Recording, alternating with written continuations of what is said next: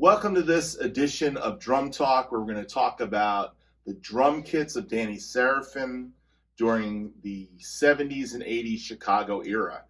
And joining me on this Drum Talk is Tate Berkey. This is from a live stream we did recently where we talked about all things Chicago and Danny Seraphine. What we're doing here is we're talking about his drum kits from the 70s into the 80s, and that's all we're going to focus on. We really want anybody that's really interested in this topic, Danny Seraphine and the drum kits of Chicago, to join in, leave comments. We found some really interesting photos and some interesting information about these drum kits. And Tate and I are very much Danny Seraphine junkies. We're from different eras. I'm from the 70s. He's from today. We've got about 40 years difference between us, but the love for Danny Seraphine and all things Chicago is apparent in our conversations. I hope you enjoy this discussion of the Danny Seraphine drum kits from the Chicago era of the 1960s, 70s, and 80s. This is a little bit of some of my Danny Seraphine drum kit history here. So let's look at his first drum kit. The first Danny Seraphine drum kit, the one that you see most often, and the one that was mirrored in the Hall of Fame, was the Rogers kit. Yep. And the Rogers kit, which is interesting because I really didn't understand the layout of it until I saw the Hall of Fame kit. So this kit, it's got a 20-inch, I believe it's a 20-inch kick drum. He was big on 20 and 24s. I actually wrote him a letter in 2006, and his favorite size kick drums was 20-inch or 24-inch. He didn't really like 22s for some reason, and I don't think he used it during the beginning of his career at all. Now, I think now that he's been playing DW a while, I think he uses whatever they send him, so yeah, it doesn't really compute. But back then, it did. So this has got a 20-inch bass drum, a 9x13 double-headed tom, and a 16x16 floor tom, and it's got a 8x12 and a 10x14 concert tom, which is pretty strange, you know? But that was his thing back then. And I think he used this for CTA and probably for Chicago too. Maybe. You think it was used on 3 as well? It's a possibility. Because he didn't get the Slingerland endorsement until 1971. Do you have any picture? Do you have any pictures of the Gretsch kit, and do you know when that was used? I do have pictures of the Gretsch kit. This is the Tanglewood concert. And in 1970, they were playing at Tanglewood. So this is before he got his Slingerland endorsement. And that's after Chicago 2, right? Or was that before Chicago 2 was released? This is after Chicago 2, I believe, because Chicago, I think CTA was 68, Chicago 2 was 70, and this may have even been Chicago 3. They were definitely, the songs I've seen were all on the first 2 albums, though, for sure. Yeah. So I think this concert was 70, if I'm correct. But this is the interesting thing. I did this thing on Danny Seraphine 4 years ago. And while I was doing it, I swiped some video. And when I swiped the video, I got an image of this screen right here. And what you've got going on here is these 2 big mufflers. And those are only found on Gretsch drums. Nobody does 2 huge knob-sized mufflers. Matter of fact, I wouldn't be surprised if this is a walnut kit. And this is when he introduced this other tom. This strange other tom here, which I believe in Slingerland era is a 10x10, but I'm not so sure it's a 10x10 here. This could be an 8x12 for all I know, because he had this thing where he liked a concert tom. He liked it on the Rogers kit, and he liked it on the Slingerland kit, and he liked it on this kit. And there's actually, if you look, and I can't get as close in enough on these photos, there may be a little bit more video of it. But there's actually a Rogers tom mount holding it on, the Swivel-matic tom mount. Okay. And that was very common on pro-level drums that were done at pro drum shops. When they bought these kits, they would have the hardware switched out. And Gretsch had the worst hardware, by the way, the absolute worst hardware. And so it was not, like my drums have got Pearl on it. By 79, they were putting Pearl hardware on stuff. Prior to 79, you would see things like Slingerland hardware on it, or the old Rogers memory lock stuff, or Ludwig. But You would never find Gretsch on anything that was done at a drum shop. If it was done at a music store where they bought the kit with Gretsch hardware, you got stuck with it. Like my local music store had a Gretsch kit with that terrible mount. But so this is a Rogers mount, and it's got this concert tom here, 8x12, 14x14, 16x16, which was his preferred floor toms too, and the 20-inch kick drum.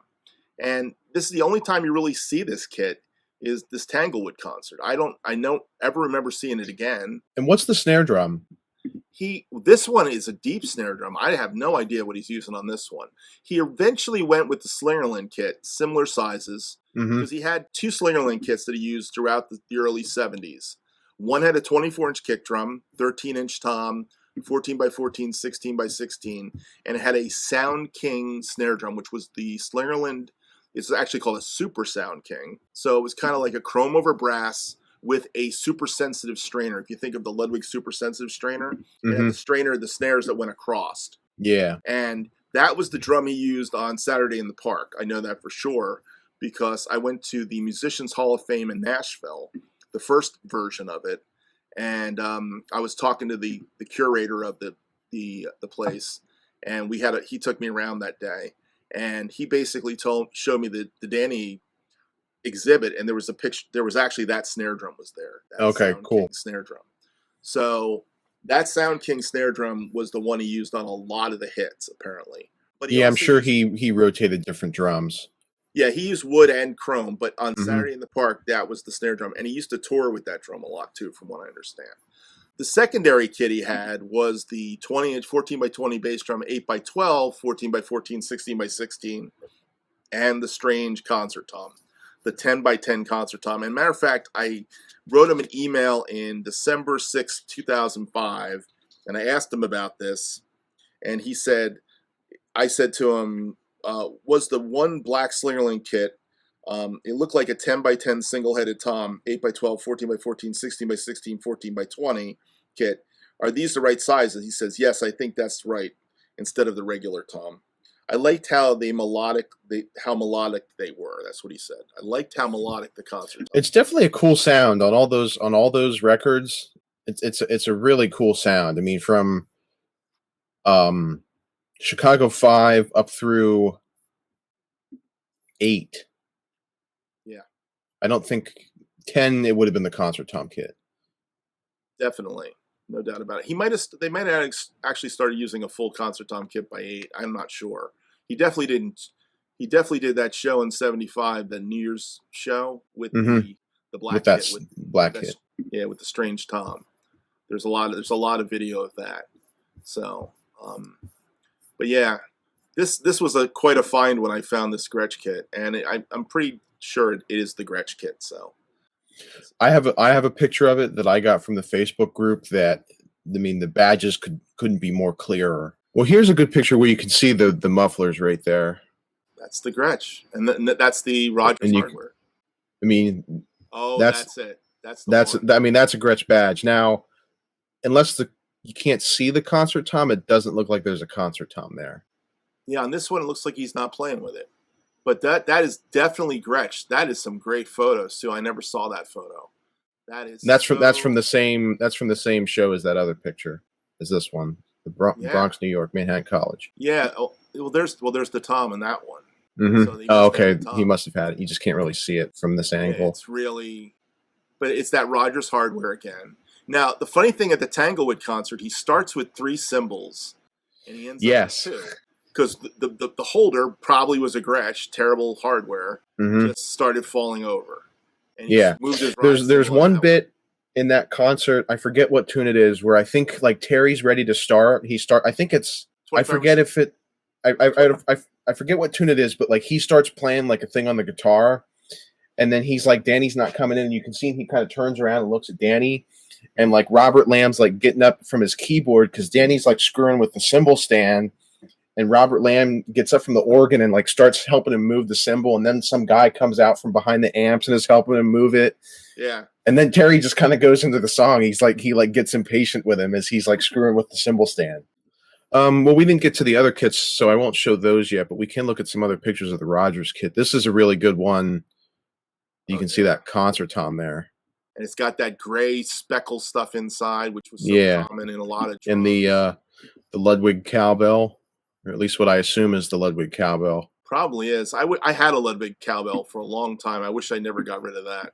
Those were like pure copper, man, those things. And the Ambassador bass drum head without a logo on it. And he talked a lot about using calf heads still, too. Mm-hmm. Great. What is that kit? That one looks... I think this is just the same kit, but he doesn't have the concert tom set up with it. No, that's a Leedy. That's a Leedy kit. Oh, it is? Yeah, you see the well, so this so then this is probably one of those deals where like they needed a second kit because they were going somewhere. Oh, and like the date on this is 71, which I guess he wouldn't have been using a Rogers kit. So I bet you this is like a backline kit somewhere, and you can see he's got the cymbals set up the way he did in that time with the China right above the ride, and then you can see the crash over here. His cymbals that he used, his first Zildjian endorsement was 17-inch thin crash, 20-inch medium ride.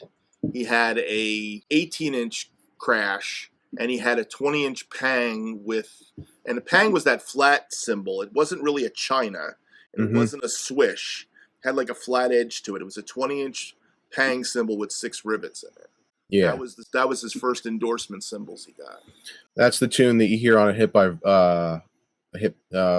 Vars or whatever that song's called. Perez, yeah. And then you can see he's got like the cymbal taped up there. Yeah. I assume that's a 20-inch ride too. And that's probably pre-endorsement too. Now, picking the cymbals. There's a badge on this, or I assume that's the badge on the snare drum. Would that be a Rogers badge? That's a Rogers Dynasonic. He had a Dynasonic wood Dynasonic, which those are collector's items today. You get those. I don't know if I have any other pictures of that kit. There's just some other stuff in here. This, I think, is the Gretsch kit. This is 71.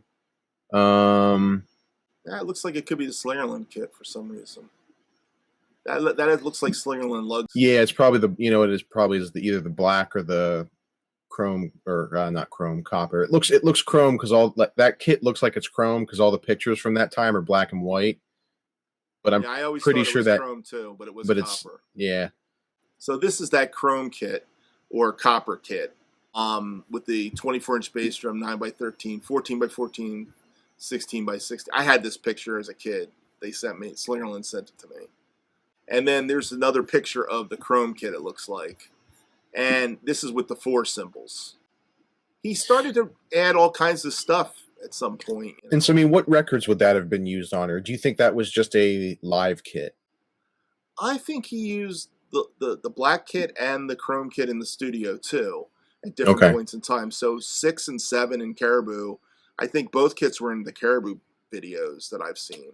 Okay. So, well, I know, like, there's a video of him playing the solo on Devil's Suite that's on YouTube where he's playing that copper kit. Right. But I would have thought at that time he was playing the black kit and not the copper kit. He switched. Unless it went back and forth. Yeah. It seemed like he had a couple kits that he used, and they kept going back and forth. And there's concert footage of him playing with the black kit. There's concert footage of him playing with the copper kit in the same era. And that was very common until 77 when you found the white kit. Yeah. And apparently he had more than one of these kits, too, from what I understood. Oh, really? Yeah. Because all of his stuff got eventually sold off at some point. He made reference to it in this email to me. Okay. He lost all that gear. But they had extra kits, so he might have had a chrome kit and a copper kit for all we know. One looks like a chrome for sure, but maybe it is the copper kit. Yeah, I mean, there's some. I don't think I have any pictures that are. I don't know. This one, it's kind of hard to tell with the light, but you can kind of see that that's chrome. That's the copper. It just looks like it's chrome the way the light hits it. But yeah, there's the 3 cymbals, and when he played this kit, he didn't use a concert tom. No, that was the other thing. 24, he always used just 3 toms with it. So yeah, here this is a really good picture. You can even see the felt on the inside. Yep, that is. This is the pang really symbol, and he might even add a 22 at that point. Who knows? And what is this thing? Do you know what this is? Because this is in a couple of the different pictures that I have, and I don't know what it is. Like it looks like it was set up with the drum kit and everything. You know, it could be a PCM microphone on a stand. It's Okay. possible. Where's the? This is another picture. I guess this is the black kit, but this is a rare appearance of a gong.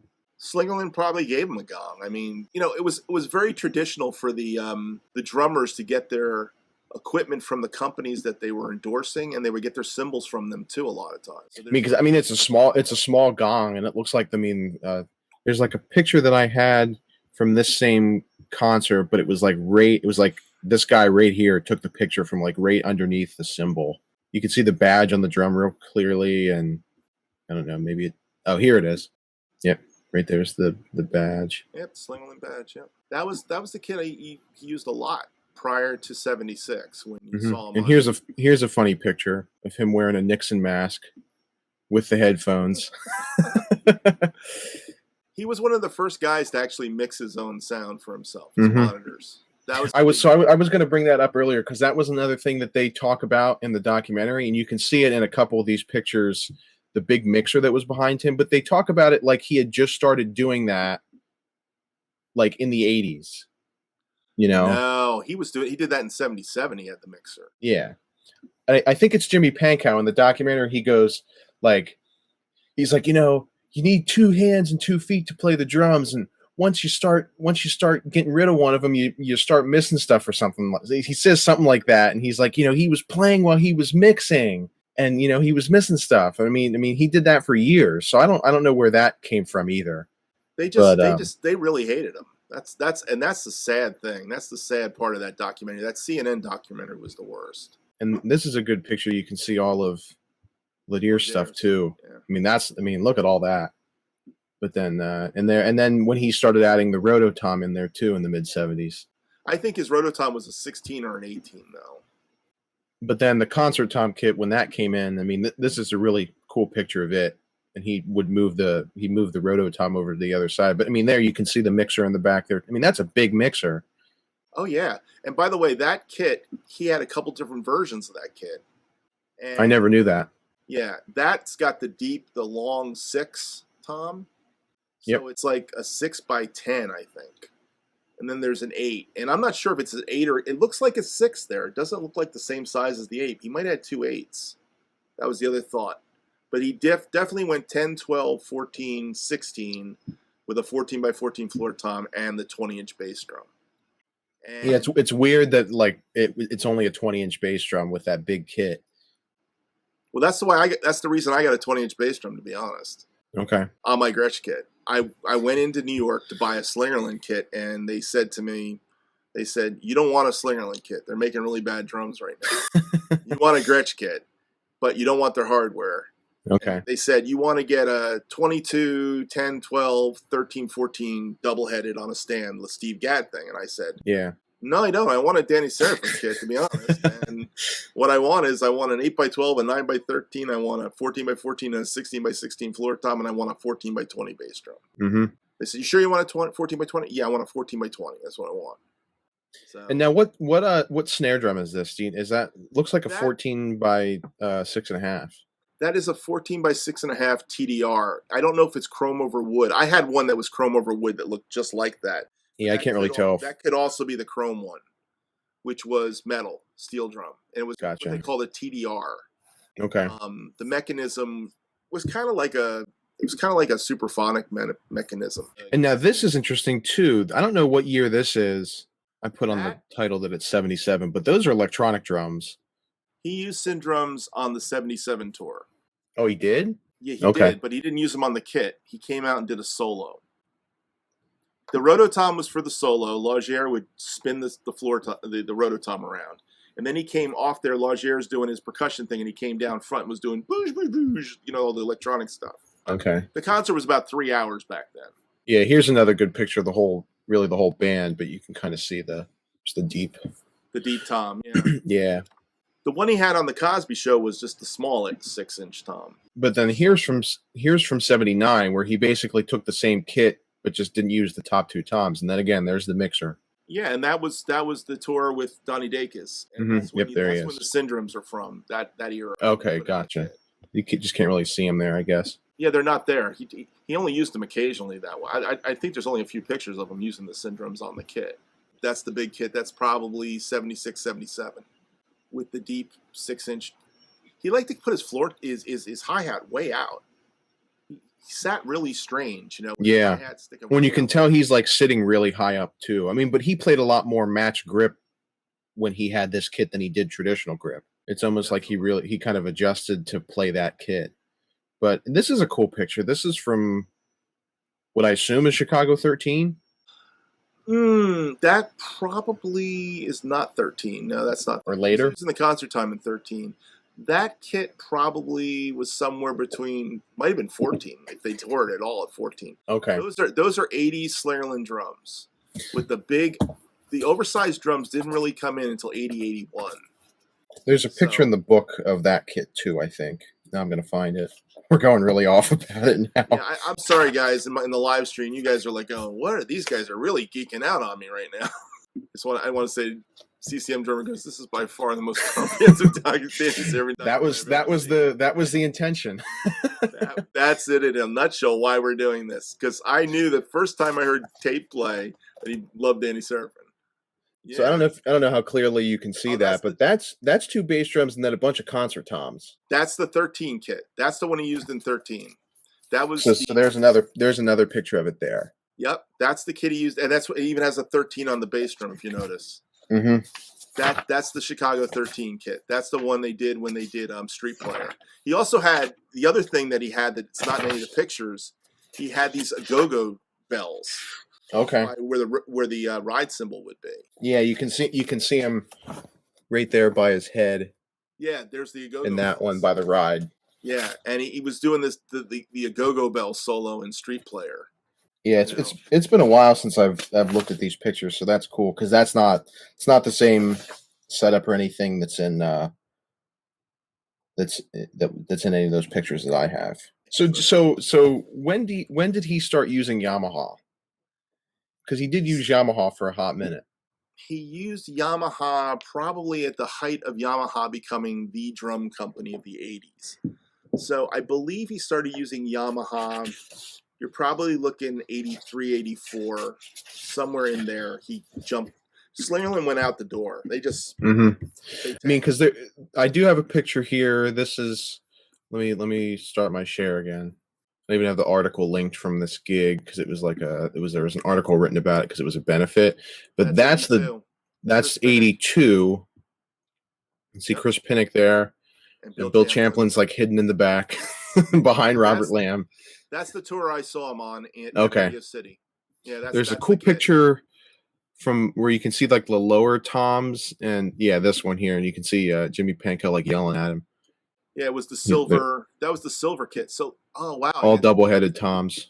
Yeah, it looks like to me it looks like a 10x14 and a 12x15, and I know he was using a 10 and a 12. So, and then he had a 16 floor tom. Interesting. So then here, there's a picture in the book. Now it's hard to see, but trust me, it says Yamaha on the bass drum in this picture here. Oh, that's the double bass Yamaha kit he was using? Yep, and that says Chicago 16. Hard to say. I'm sorry. But I'm gonna bet that like if anything that was like the Chicago 17 tour. Yeah, I don't think 82 was when he started playing, Chicago 16 stuff. And I saw him in 82, and he definitely had that Slingerland kit.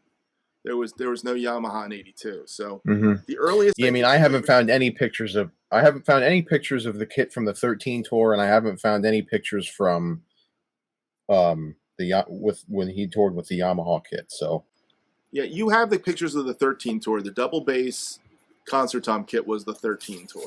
That's it. He started playing double bass in Chicago. Here in the book, yeah. But as far as Yamaha went, he started playing Yamaha 17, 18. And again, I didn't go see concerts back then. I was married and life took over, you know what I mean? So concert dollars were not there at that point in time. Yeah. But and then DW was 1988. Because that picture that's right above where you can see the Yamaha, that's the DW kit. Definitely. And it says 1988. I actually have it's in my let me go back to this. I'll show you a picture from gotta find it. That's the white kit. Yep. Some more of the white kit. let's see. Had to put these pictures in here. This article right here. Oh, okay. I had this article. This was in Rhythm magazine, but it was the only article in the 80s that I had of Danny Seraphine. Okay. That's when he started playing this. This was right about 88, 89. And it had a blue DW kit. And he had some of the Dyna, I think they were, what were they called? Dynacord pads. And he was using this time chaser that kind of like synced up MIDI wise with the drum machine, and he would slow down and speed up and solo. And he talked about all that in that article from what I remember of it. But by the time we get to the 80s, Danny wasn't really happy with what they were doing. You know what I mean? No. There's no doubt about it. So, I mean... And he had a yellow DW kit too, right? I never saw the yellow DW kit, but really? I wouldn't see why he wouldn't. You know what I mean? So I think the drum kit, the interesting thing about his drum kit that I learned was he loved 20-inch bass drums. He loved 24s. He loved concert toms. Mm-hmm. And to end up with a concert tom kit at the end of the 70s into the 80s was not uncommon. A lot of guys had big kits, but he really always had concert toms in his kits pretty much. You know, that was his thing. So, and I mean, I think it really contributed to his sound and the way that he played, you know, and I think it really helped keep a lot of the songs fresh. Like if you listen to bootlegs from 77 and on, or like I know there's a bootleg from 82 that's out now. When you listen to one of the ones that I noticed the most was, does anybody really know what time it is? Like he had some really cool fills where he'll go right down the whole kit, and it just sounds really cool. And it's not something that you hear or think about in the original recording, but I mean, it was a way that he kept those songs fresh without them changing them up too much. Like he just played different fills basically when there were fills needed, but because he had a different sound and a different set of toms and all that stuff, there was really a lot of expansive playing he could do. Yeah. You know, the other thing about that time period of music was that musicians from that time period, when they got on stage, they played what they played.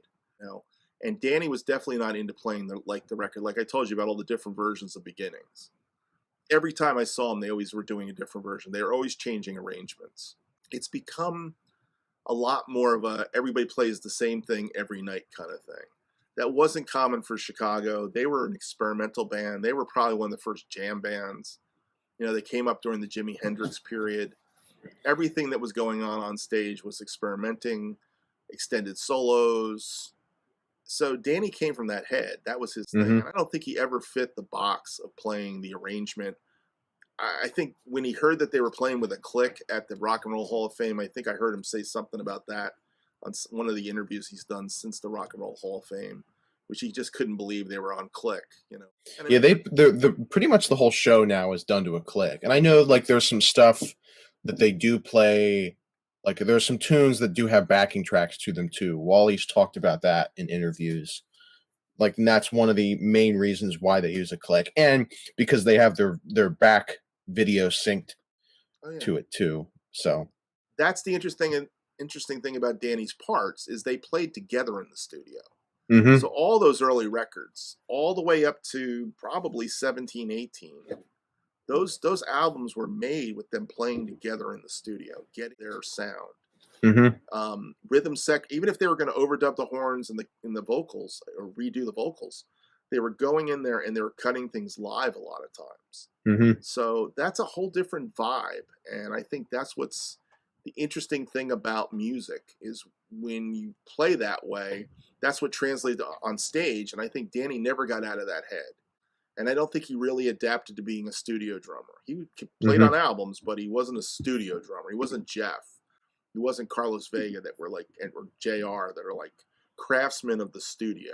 And I don't think Danny adapted to that very well. That wasn't his thing. He was a jazz guy. He was like a jazz rock. I'm a jazz rock drummer, he says.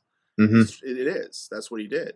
But to have that mindset to say, okay, I'm going to play over top of this and be okay with it, you had to have that mindset of like, I'm making music. They're paying me for the session. I don't have anything invested in this band other than I'm getting paid double scale on this session here, and I want to do the best part they want. Yeah. And that's what they But did. I think for them to say that he didn't adapt to it and that he didn't like, I mean, he might have not accepted it, but full force he adapted to it and was able to play on those records before they fired him, you Oh know. yeah. I think the truth of the matter is they didn't like his business, and I think that's what Mhm. he tried to write in his book, that he was getting a little too deep into the business where they Mhm. didn't want him. So they Yeah. got rid of him, you know, Mhm. and it was a lot of bad blood. I felt, you know, when he came back in 2006 and had a new start on life, you saw the joy come back. Thank you, Tate, for being here. I mean, I've had a Yeah, lot of thank you for fun. having me. Yeah. This has been a lot of fun, and maybe we'll do this with Steely Dan someday. No. Hey, if people are up for it, we can do it, man. I'm down to do whatever, you know, or we just do a show and just take questions about whatever. I'm cool with doing that too. Yeah. But everybody check out Tate's drum covers of Chicago. This is how I found Tate. You know, he plays them as close to the original as possible, you know, and I'm sure Matthew at CCM Drummer loves that fact, you know. And if you want to see some drum covers that are not exactly Danny, but kind of close sometimes, you know, you can watch my drum covers of Chicago. And I hope you guys all enjoyed the show today. Thank you all for being here. Have a great day. Take care. See you, everybody.